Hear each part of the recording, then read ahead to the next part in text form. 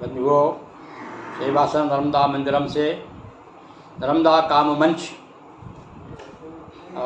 के माध्यम से आपके सामने मैं कोशिश में हूँ कि आपको नई नई प्रतिभाओं से परिचित कराता रहूँ। और जब तक नई प्रतिभाएं नहीं जुड़ती तब तक आप मुझे ही सुने। मैं सोचा कि चलो कुछ ऐसी रचनाएं जो मैंने बहुत दिनों से मैंने भी खुद नहीं पढ़ी है और आप तक नहीं पहुंची है, तो मैंने एक अपने, जैसा कि मैंने आपको पहले बताया कि अभी तक वैसे लिखा तो मैंने बहुत है, डायरियाँ भरी पड़ी हैं, किंतु केवल अभी तक 2 नवगीत संग्रह, 2 गीत संग्रह, 2 मुक्तक संग्रह, 2 दोहा संग्रह और एक जनक छंद जो दिल्ली के जनकपुरी से एक संत कवि ने, ऋषि कवि ने जो कहना चाहिए नया छंद प्रादुर्भूत किया, उसका नाम है जनक छंद। तो जनक छंद पर एक मैंने छोटी सी पुस्तिका 108 छंद एक पुस्तिका प्रकाशित हुई और इतनी पसंद आई वो कि उसका कम से कम 6-7 भाषाओं में अनुवाद हो चुका है और वो प्रकाशित भी हुआ है, गुजराती में, मराठी में और आपके अन्य दूसरी दक्षिण की भाषाएं हैं, तमिल है, तेलुगु है, इन सब में उसका अनुवाद हुआ है और वो सब प्रकाशित हुआ है। तो समय पर जब ये आपके मुक्तक समाप्त हो जाएंगे तब फिर मैं आपको जनक छंद जो कि 3 पंक्तियों का है वो सुनाऊंगा, वो भी आपको पसंद आएगा। उसके बाद में एक ऐसा छंद मैंने खुद तोड़ मोड़ करके दोहा सोठे को मिला करके एक नया छंद बनाया है, जिसे कुछ विद्वानों ने पसंद किया है। मैंने उसका नाम रखा मरोड़ छंद। उस मरोड़ छंद की भी एक पुस्तिका निकाली है मैंने और उस पर अच्छी, बल्कि आप देखिए, मैं एक विशेष बात बताता हूँ आपको सुनकर के भी आश्चर्य होगा कि कभी कभी छोटा सा प्रयास भी कहाँ तक पहुँच जाता है। आप देखिए वो मरोड़ छंद पर हमारे एक ब्रह्मजीत गौतम भोपाल के बहुत बड़े साहित्यकार हैं जो आजकल उधर नोएडा तरफ पहुँच गए हैं, फैज़ाबाद पहुँचे, उधर कहीं कोई दूसरे उत्तर प्रदेश चले गए हैं। उन्होंने एक समीक्षा लिखी मेरे उस छोटी सी पुस्तिका पे मरोड़ छंद पर। वह यहाँ होशंगाबाद से जो मेका सुता नाम की पत्रिका निकलती उसमें प्रकाशित हुई। उसकी मैंने छाया प्रति भोपाल भेज दी और देखिए वहाँ पर इतनी पसंद आई संपादक को कि साक्षात्कार जो मध्य प्रदेश शासन की पत्रिका है, हिंदी अकादमी की पत्रिका है साक्षात्कार, उसमें वो समीक्षा, उसकी समीक्षा, मरोड़ की समीक्षा उसमें प्रकाशित हुई।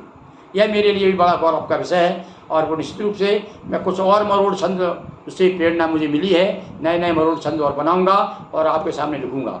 उसके बारे में बहुत ज़्यादा प्रशंसा मुझे लखनऊ से हमारे एक मित्र है दयानंद जड़िया अबोध, बहुत अच्छे चित्रकार हैं और बहुत बड़े कहना चाहिए कि पिंगल शास्त्र के कवि हैं वो, और उन्होंने बहुत पुस्तकें लिखी अपने जीवन में और बड़े बड़े साहित्यिक पुरस्कार भी प्राप्त किए हैं। देखिए उत्तर प्रदेश में, कम से कम मैं मध्य प्रदेश के लिए मैं इसलिए नहीं कह रहा हूँ कि मध्य प्रदेश में हम लोगों को, हमारे साहित्य को मध्य प्रदेश शासन ने कोई तवज्जो नहीं दी, हो सकता है हम उससे योग्य ना हों, पर बंधुओं देखिए सारे देश भर में मेरी रचनाएं प्रकाशित हो रही हैं। मेरे साहित्य पर एमफिल हुआ है और कम से कम तो कहना चाहिए 6-7 समीक्षा पुस्तकें निकल चुकी हैं, फिर भी मध्य प्रदेश शासन का ध्यान इधर नहीं है।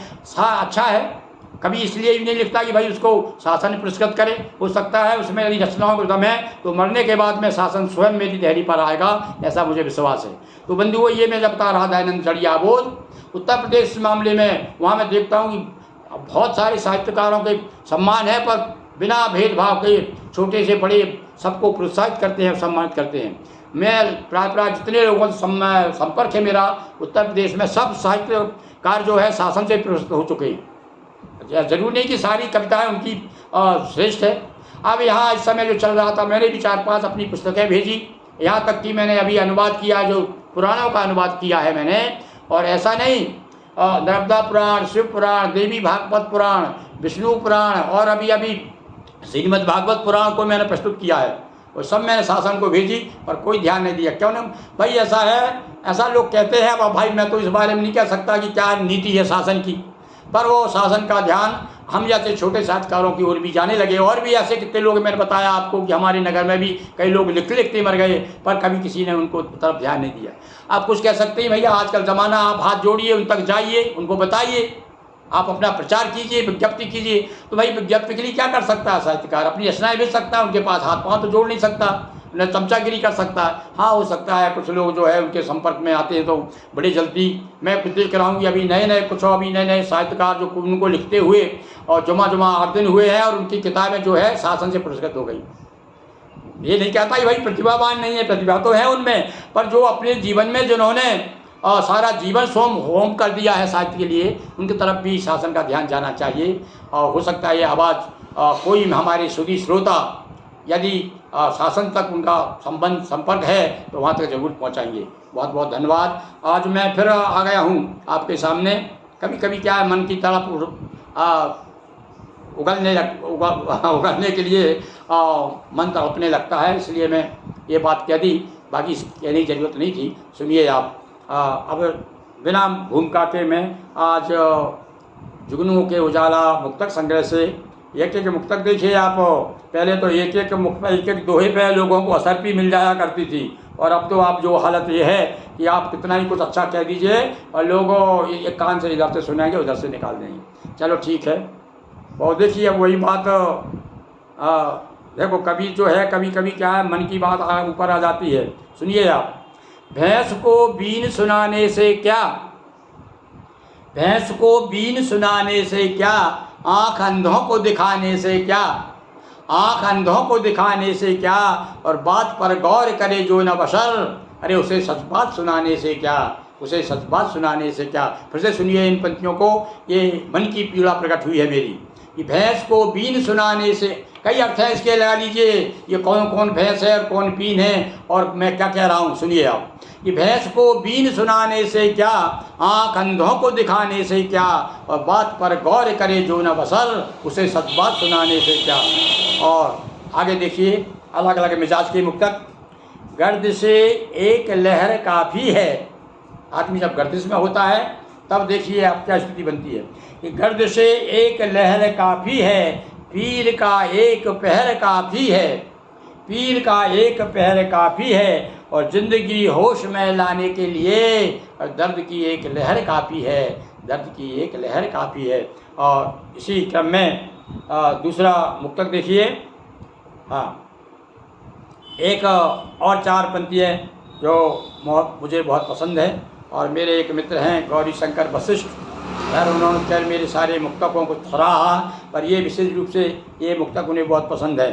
सुनिए आप, कि प्यार अगर हो तो पड़ाव भी मंजिल हो जाता है, प्यार अगर हो तो पड़ाव भी मंजिल हो जाता है, और अगर नहीं स्नेह गाँव भी जंगल हो जाता है। सुनिए इनको फिर से आप, प्यार अगर हो तो पड़ाव भी मंजिल हो जाता है, अगर नहीं स्नेह गाँव भी जंगल हो जाता है, और चलने वालों को पथ की उबड़ खाबड़ता कैसी, जिसने संकल्प ले लिया कि मैं तो चलूँगा, तो चलने वालों को पथ की उबड़ खाबड़ता कैसी, और जीवन में गति हो चढ़ाव भी समतल हो जाता है, और जीवन में गति हो। और ये प्रेरणा कहाँ से मिली कि आप ऊंचाई चल रहे हैं और साइकिल चला रहे हैं आप, तो आपको यदि यहाँ से तेज चलाते हुए जाएंगे, इधर से गति बढ़ा देंगे, तो वो चढ़ाई भी आपको जो है समतल नजर आएगी। तो ये इस भावना से इस मुक्तक का जन्म हुआ है। आगे देखिए अब, कि अपराध हो तो अपराधी रोको, अपराध हो तो अपराधी रोको, गलती हो तो बुनियादी रोको, और दीप आंधी में जलाने वालों, दीप से पहले आंधी रोको, दीप से पहले आंधी रोको। इसमें भी एक संदेश है। और आज के प्रश्न 14 का आगे का मुक्तक देखिए, कि वायदा नहीं निभाते देते नहीं दीदार। ये थोड़ा सा हास्य रस आ गया इसमें। देखिए कभी जो है हास्य रस की ओर भी मुड़ जाता है। इन 4 पंक्तियों में थोड़ा हास्य व्यंग ढूंढने का प्रयास करिए। वायदा नहीं निभाते देते नहीं दीदार, और रात हुए औरों के आगोश में सोते हैं, रात हुए औरों के आगोश में जा सोते हैं, और कभी तो बेदर्दी के कानों में जू रेंगेगी, कभी तो बेदर्दी के कानों में जू रेंगेगी, और इसलिए रात भर हम माइक पर रोते हैं, इसलिए हम रात भर माइक पर रोते हैं। बहुत बहुत धन्यवाद। आज आपको ये इस प्रकार से हमने जुगनुओं से उजाला, जो कि सन 2010 में प्रकाशित हुई है, उसका 14वां पृष्ठ आपके सामने प्रस्तुत किया। और इसी प्रकार से रोज़ एक नए प्रश्न। हाँ, आपसे शिकायत तो हमारी बनी रहेगी। शिकायत देखें आप दूर करते कि नहीं करते। कितने हमारे सुजन हैं जो इसको पढ़ कर के अपनी प्रतिक्रिया देंगे। बहुत बहुत धन्यवाद।